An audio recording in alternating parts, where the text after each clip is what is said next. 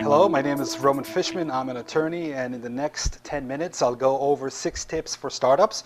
A little bit about myself. I practice in the area of business law, primarily with startups. Before becoming an attorney, my background was in electrical engineering and media, and I have to tell you that the following is not meant to be legal advice, but is presented merely for informational and educational purposes. That if you have a legal question, you can contact my office directly. You can see the information below, or contact another attorney admitted to practice in your jurisdiction. All right, let's start with tip number 1. Let's talk about the most important issue for startups, and that is money. And what comes with money? Investors, otherwise known as vulture capitalists. All right, all kidding aside, some of my clients are venture capitalists, and I have good friends who are investors themselves. But as a startup, you need to realize that oftentimes your goals and the investor goals are different, that you enable one another and come with mutual benefit, but sometimes with divergent desired outcomes. You need to remember that before you solicit capital from investors. Always ask yourself the question, do I really need that money? I see more and more agreements where VCs get more and more say about management, buyout decisions, and even daily business decisions.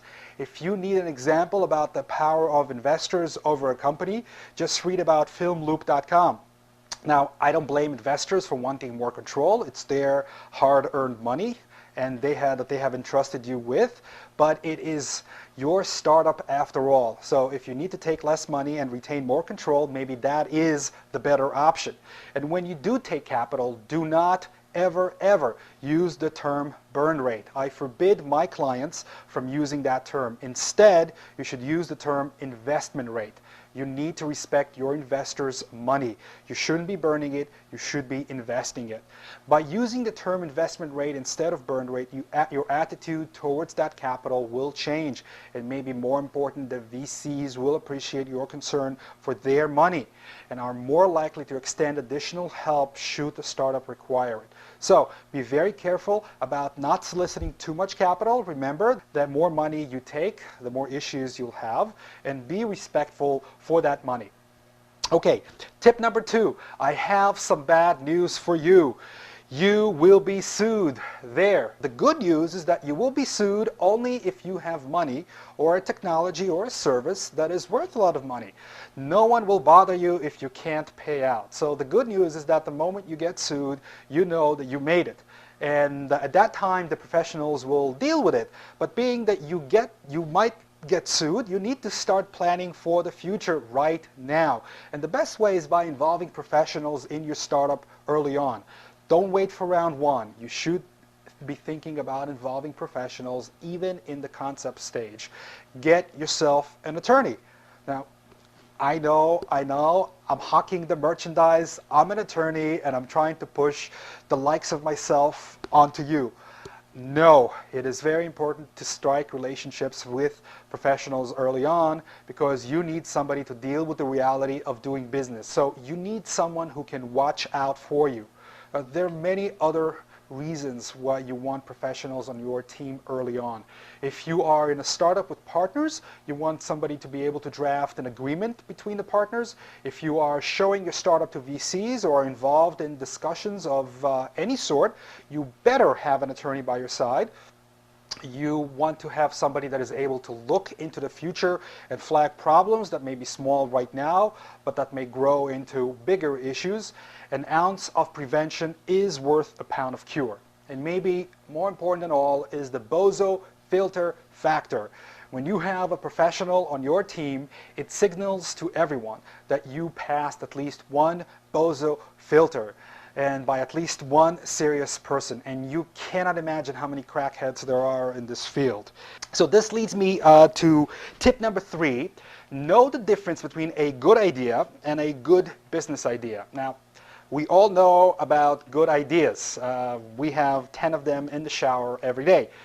Generally, for an idea to be a good business idea, you need to account for clients, markets, demand, scaling, products, revenue, competitors, and ultimately profits. Now, in certain cases, you may have a business model that is not yet operative.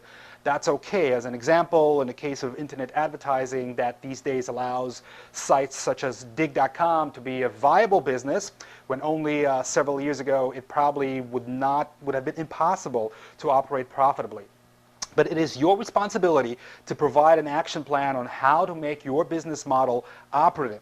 The key to successful business planning is to be honest, primarily with yourself and then with your investors. You should have two versions of your business plan: the executive summary version, which you will use for investors, banks, etc., and a much more detailed version for your internal use. Do not give one of those 50-page dissertations to VCs. No one wants to read it. In most cases, your executive summary should be no more than 7 to 10 pages. If VCs or whoever want a more detailed plan, they'll tell you. And don't use such buzz killers like conservative estimates, terms that require financial dictionary to decipher. And please, don't plan for the distant future. Keep your projections realistic and grounded in the present. Use your common sense, a commodity that is always appreciated. So remember, less is more, common sense, and do not provide projections for the 22nd and 23rd centuries. All right, tip number 4, you need to look at yourself and determine who you are. Now, typically in a startup, 3 hats need to be covered: the visionary, the manager, the techie, and the business salesperson. That is, visionary, manager, techie, and the business salesperson. It is best if these hats are worn by different people.